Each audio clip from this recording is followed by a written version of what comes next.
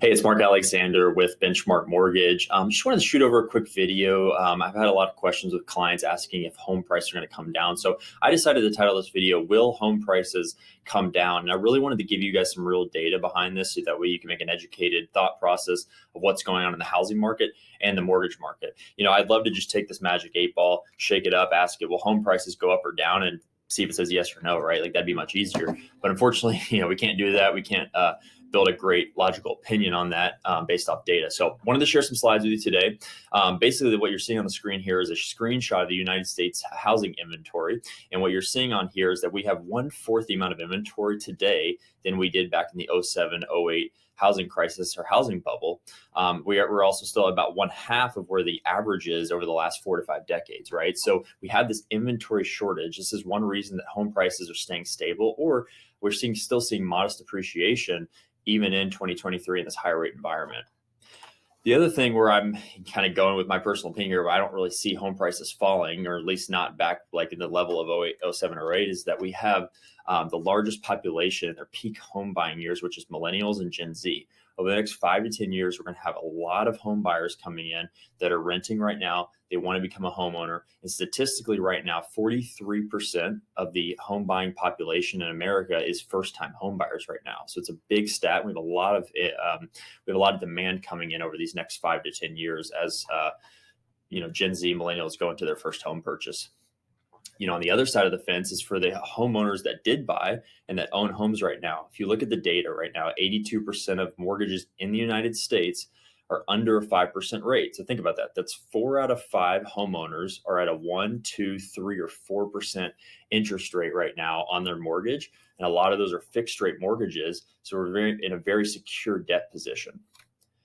On the other side of that, though, we saw stimulus checks stop back in 2021, and we've seen credit card debt balloon to all-time highs, and we've seen personal savings continue to fall and diminish.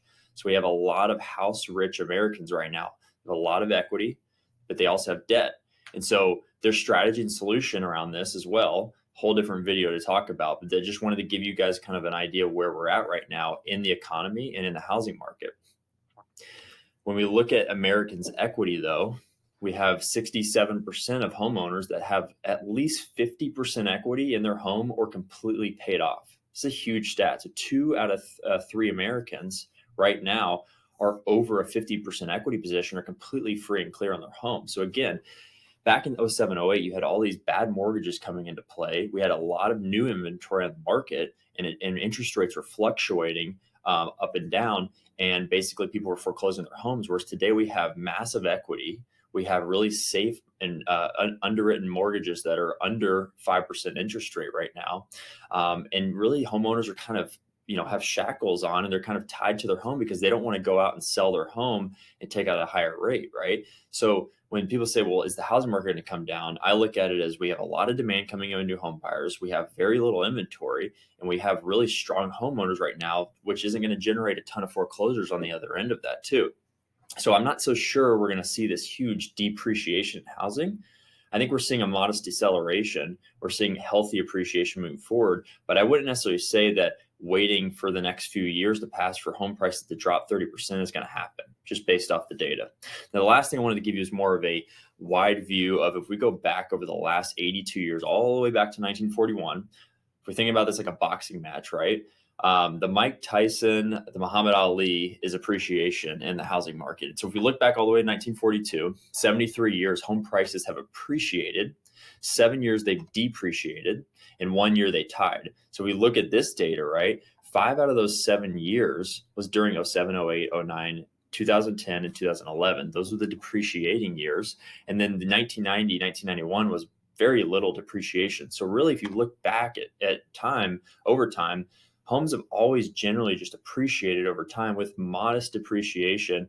And then anomaly was in 07, 08, which is actually the exact opposite of where we're at today based off those last charts we just went through. So I hope this helps you navigate the current market. There's a lot of strategy that can go into play because right now affordability is the big issue. There's ways to get a better rate. There's ways to get into real estate in a responsible way and make sure that you're building wealth over time. So if you have any questions, feel free to reach out. Look forward to helping you out. Take care.